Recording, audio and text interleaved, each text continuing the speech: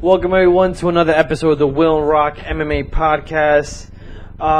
We got just pretty much news and some headlines today, being that there's really not much significant going on in the MMA world. So Willie, let's get started with it.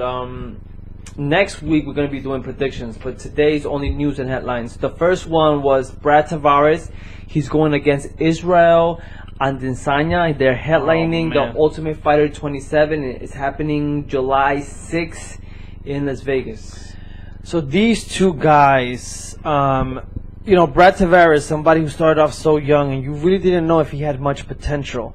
And all of a sudden, he's now a household name. People know, when you say Brad Tavares, they know who Brad Tavares is. They have an idea. I don't think he's a household name. You know what it is Tavares has been fighting for a hot minute, man. Yeah, no, I do agree, but I don't think he's a household name. At least not yet. At least not yet. Got the fights that were gonna broadcast all over where people could find out who he's headlined some pay-per-views where I wouldn't say headline, but he was in the pay-per-view events. In one of the main events. Yeah. But I don't think he's a household name. With that being said, he's a phenomenal fighter. He's been winning his last few fights.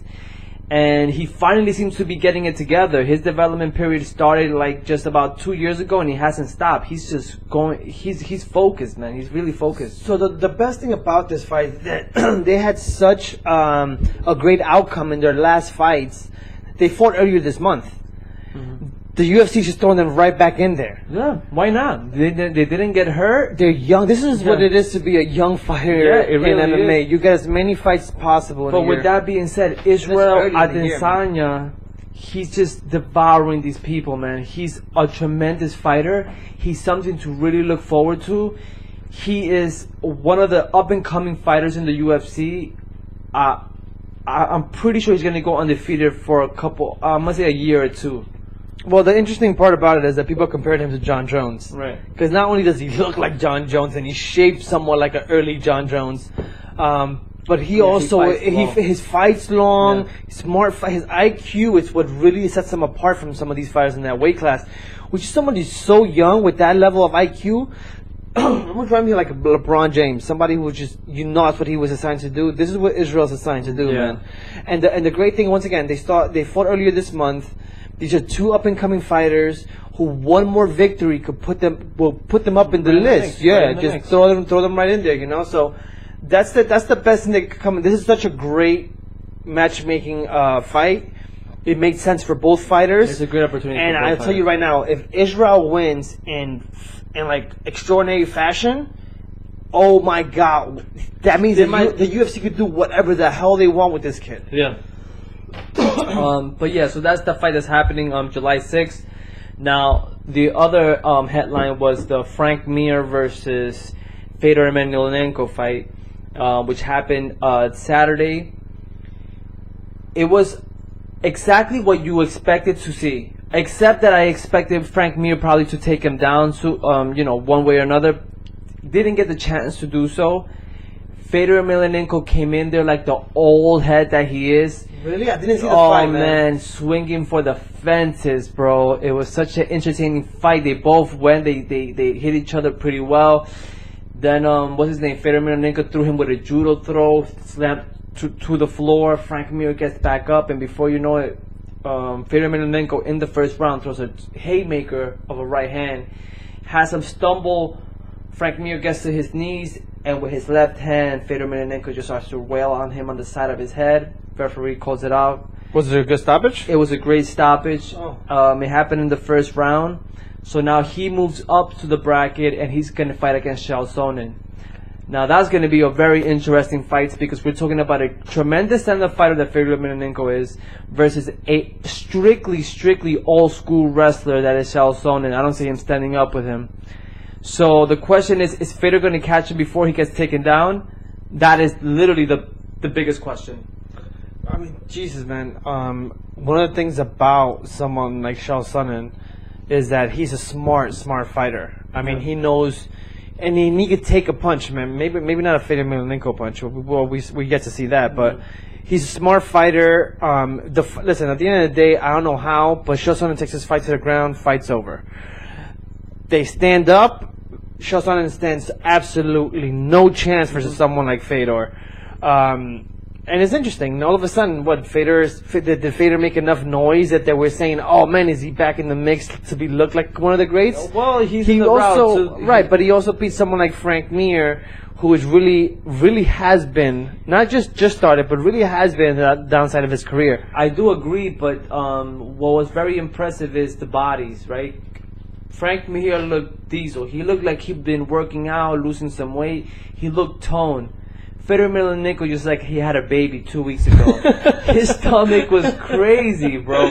He looked so out of shape, and to still go, knock somebody out like that, it'll be so interesting to see if Fedor Emelianenko at this age could get in the diet that he should have been from the beginning of his career. He's never was a diesel-looking guy. To start right now, because at this age you have nothing else to look behind. That's it. Everything is right there. It's in the present. You know what I'm saying? So the interesting part with that specific bracket is that in the other hand, you have Ryan Bader is about to fight King Mo. Yeah. And depending on who fights there, they move up. That's it, right? That's the last four? No. So you got that one, and you also have, you have two more people. Not to mention that also Crow Cop versus Big Country are also in the mix just in case somebody gets injured. And they're fighting in Bellator 200, which is coming up really soon, actually. So let's not forget about that. But back to who you were saying, I don't remember exactly who is, but there's still. We've only seen Rampage so far versus Sonnen, and we've only seen Frank Mir versus Matt Mitrione. Matt Mitrione is the guy that advanced who beat Roy Nelson. There you go. Oh man! So he's fighting against Ryan Bader or King Mo, depending on who wins there. So now we're looking at the semifinals of this whole tournament bracket. Wow, it's going to be very interesting. But yeah, so that's that. And then the next one we have is Jacare Souza. He's contemplating retirement, but at the same time he's saying that he definitely has the skills and the energy to not only compete in that weight class, but to be the champion. Yo, I'm telling you, I've always been such a huge Jacare fan. He's such a complete fighter, but he's also one of these guys that reminds me of Khabib, where if he takes you down, fight's over. Yeah. You're either getting submitted or punched to the ground. His ground and pound game is phenomenal. His stand-up game has been a little better than what we've seen from the beginning. Yeah. And the great thing about him, man, is that I know this sounds fucking crazy because that weight class is so fucking stacked. I still have him as my top 3 guy in that division. Oh, no, without a doubt. No, without a doubt. I think Jacare... But the fact that he's contemplating retirement, that's never a good thing when fighters start contemplating. Yeah, exactly. When the minute, fighters start to contemplate that they're planning on retiring, that starts to fuck with their psyche, and they're not the same fighters. It's happened to plenty of fighters. Carlos Condon being one of them who retired and came back recently. Who else, man? There are a lot of people that have Josh Koscheck was horrendous. There's been fighters who, as soon as they contemplated retirement, they came back and they just weren't the same fighter. The same again. For a fact, we know Jacare is in the mix. The question is, how quick could he get to the title before he retires? Who knows? It could be this year. I mean, we're still looking at the second quarter. We still got third and fourth quarter to go. So I would like to think that he might have a chance, but it's going to be a tough one for him to pull off this year. Yeah. That's that. The next headline was Derek Lewis. He said that he does not care if Brock Lesnar gets the next title fight the minute whenever he comes back to the UFC. Derek Lewis doesn't matter honestly. Derek Lewis took a loss, came back, and his last victory that he won, he barely won that fight. Even though it was a knockout, it was late in the third round that he ended up catching him. Yeah, but he wasn't that. My point is that if all people should say something, he's just not there to say something. You get what I'm saying? Like, it's different if Kami or Stipe, even if Francis says something. I would say contemplating. Derek Lewis, unfortunately, hasn't. He's a one-dimensional fighter. Back to, I remember when you said a household name. This is a household name, Derek Lewis. Derek Lewis is not only known for obviously, knocking people out consciously in the octagon, but also with this whole the whole thing that happened in Texas with the floods. He was the first one to go out there with his truck and all that. He's a better household name. For him to even be for them to even headline something like that with wherever we got this news from, MMA Junkie or MMAfighter.com, all that stuff has led for him to have these little quotes on these websites. with that being said, I think he's a perfect guy to say that. Why not? You're talking about Francis Gano probably has a better chance, but they're both fighting next fight, so they're both in the same, Because that's the way they got placed there. Yeah. But I get what you're saying. No. There's a lot of truth to what you're saying. We shouldn't even have this conversation. The conversation should be: is that okay or is that not okay that Frank Mir Frank Mir. Oh, Jesus Christ. Derek Lewis? No, freaking Brock Lesnar is gonna get the title next. That's gotta be that's the main question. If you ask me, it's a no-brainer. But is it a no? Well, it's a no-brainer from a business, right? It's a no-brainer for a business perspective. He's also done things that in the UFC that no other heavyweight UFC fighter has ever done. He's fought championship fighters. It's not like if we're just saying, oh, you know what? Just because he's CM Punk, let's throw him in the main event. You get what I mean? No. It's somebody who's established, who's been there before, has said it, has done it, has backed it up. And he's also at an age where there isn't, he reminds me of almost a Fader. He's at that age where, man, he's like 1 year away from retirement. And at the end of the day, he also, if I'm not mistaken, has only one more fight left in his UFC contract.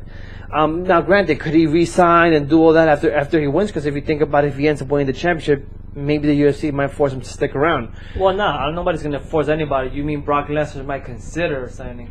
No, I think at that point you did what you had to do. You got your championship belt. You're at a certain age. You want to retire. But the honest truth is, I really don't care. That heavyweight division it's not ringing bells right now. And it also needs to spark. It needs to spark. And it's the reason why the UFC almost forced Kamier to go up weight to take this fight. There's a reason behind it. There's not much noise going on in the heavyweight division, even though now we're starting to see some of these newcomers. The Derek Lewis, Francis Gano guys, they're working their way up to making some noise in that division. So, yeah. And last but not least, Gunnar Nelson has a knee injury. Man, that was such a good fight. So he's not going to be fighting in the card. He was co-headlining that card with Neil Magny. But he's gonna it's required for him to get knee surgery, so he's gonna be out. Not only is he gonna be out for the whole surgery whenever the surgery is up, but also between 8 to 10 weeks out before he gets back into weeks or months. Weeks. They said weeks. I read weeks. Oh wow. That sucks, man. Well, at the end of the day, he shouldn't have forced his way back into earlier. This year for the most part. He should really start contemplating next year at this point, depending how well that he recovers from that surgery. Yeah. But it sucks, man. That was such a fight that I was looking forward to. Some guys that fight very similar, man. Yeah, you could stand up, but you could throw them on the ground. Yeah. That was going to be so interesting if they went on the ground. Right, and then the thing is, this is such a well put together card, but it's also. They're different. Their physique are completely different. One is skinny and lanky, and you got someone like Gunnar Nelson who's a bit more stocky and a bit short-handed. So either way, this was going to be a freaking good fight. Sad to see these fighters take these freaking injuries, and then to top it off, the guy needs surgery. It sucks, man. Yeah, tell me about it, man. But that's the wrap. We'll do another one next week. The predictions for the Pennington versus Nunes fight. That's a good card. You guys should look it up on the app. Yeah. But anyways, we'll see you guys next week. Peace. Peace, guys.